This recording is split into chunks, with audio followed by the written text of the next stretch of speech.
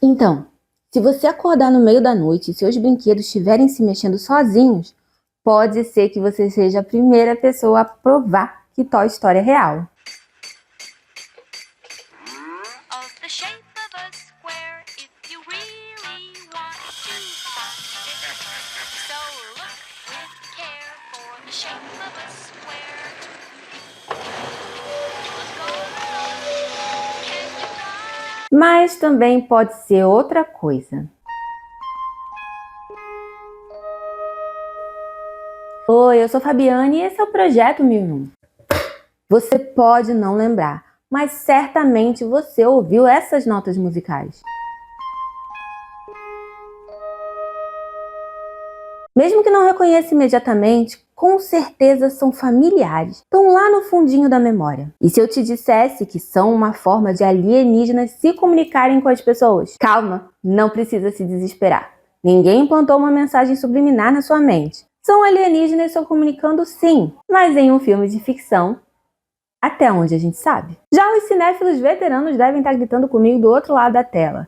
É de Contatos Imediatos do Terceiro Grau, do Spielberg. E eles estão corretíssimos. Contatos Imediatos do Terceiro Grau, de Steven Spielberg, chegou aos cinemas em 1977. Um roteiro escrito inicialmente por Paul Schrader, mas modificado pelo próprio Spielberg e vários colaboradores, o que acabou deixando créditos de roteirista apenas com o diretor. O filme acompanha duas linhas narrativas que contam o mesmo contato com extraterrestres. De um lado, o governo estadunidense e cientistas de todo o mundo viajam pelo planeta tentando entender diferentes fenômenos misteriosos, incluindo aviões abandonados com pilotos desaparecidos e sons que se infiltram na mente de comunidades inteiras.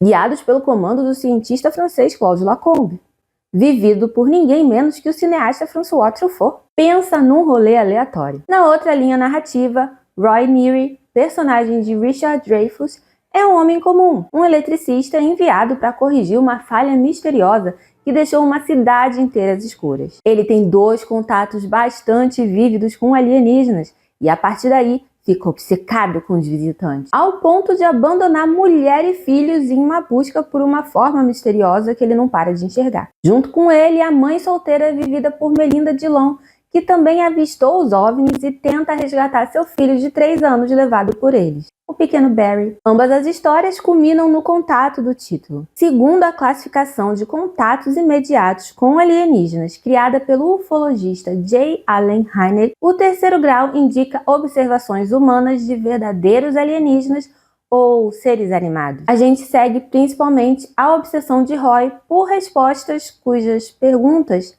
ele também não conhece. Enquanto a mudança para a linha do tempo das autoridades parece interromper a história das pessoas comuns só para dar explicações extremamente didáticas e obviamente inventadas dos sinais deixados pelos ETs. Interrupção que fica bem evidente no primeiro encontro entre as duas linhas narrativas, quando os cientistas interrogam Roy e Gillian para não tirar nenhuma conclusão disso, antes de inevitavelmente deixá-los seguir o caminho que eles já seguiam. O engajamento com as pessoas comuns é infinitamente maior do que com as autoridades. Desculpa, Truffaut, mas o filme fica mais chato toda vez que seu núcleo aparece. Tudo isso para depois de quase 2 horas de luzes, telecinese, paranoia e Ré, Mi, Dó, Dó, Sol, também conhecido como suspense em forma de música, a gente descobriu uma versão adoravelmente ingênua de um primeiro contato pacífico entre homens e alienígenas. Ingênua para a época e ainda mais pra gente agora em 2026. Os tempos de hoje são céticos demais para filmes tão otimistas. E com razão, né? Um excelente exemplo disso aparece em uma discussão quando, diante da inexistência de fotografias que provem os tais contatos alienígenas, um personagem afirma que a gente também não tem fotos de acidentes de carro no momento em que acontecem.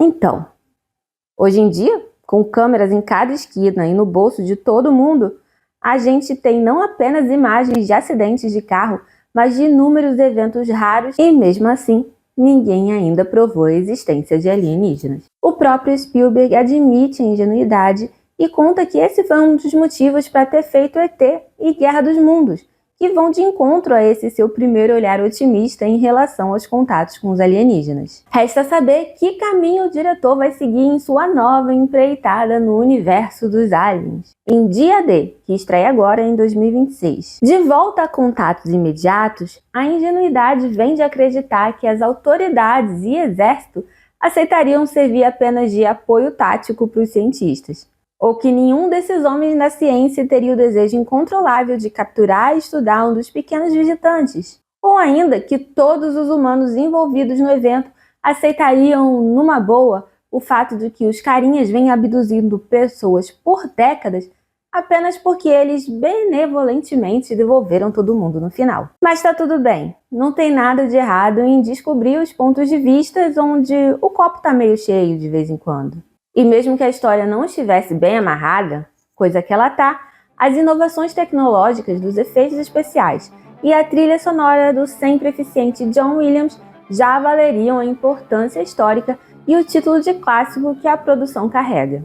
Juntos, os efeitos especiais, a fotografia e a música constroem cenas de contatos belos, outros assustadores e alguns que juntam as duas coisas, mas todos eles extremamente fascinantes. É como se o filme tirasse o melhor do imaginário coletivo dos encontros com extraterrestres, independente de sua veracidade ou não. Aqui é tudo real e encantador, mesmo para os olhos de hoje, que não se surpreendem tanto com efeitos especiais. Imagine então para a galera de 1977. Contatos Imediatos do Terceiro Grau foi indicado a 8 Oscars, vencendo de melhor fotografia e levando um Oscar especial pela edição dos efeitos sonoros. Has given a special Sound Effects Editing Award to Close Encounters of the Third Kind.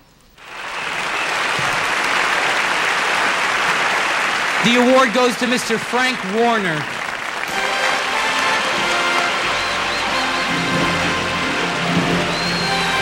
E foi o primeiro filme a ganhar uma versão do diretor. Isso porque mesmo depois do lançamento, Spielberg achava que o filme não estava finalizado de verdade. E devido ao sucesso, o diretor recebeu a autorização do estúdio para adicionar novas cenas para um relançamento em 1980, com a condição de que ele mostrasse o protagonista entrando na nave. Mais tarde, Spielberg admitiu ter se arrependido dessa alteração imposta pelo estúdio. Ele preferia muito mais o mistério do final original. E assim, em 2001, saiu a edição favorita e considerada oficial pelo diretor, onde ele removeu algumas das cenas que mostravam dentro da nave e mesclou o final de 77 com outras sequências inéditas. Eu confesso que na primeira vez que eu vi esse filme, eu esperava um pouquinho mais do grande clássico de Spielberg. Mas nessa revisita mais recente, até que eu fiquei mais satisfeita com a proposta de obsessão, luzes, telecinese, paranoia e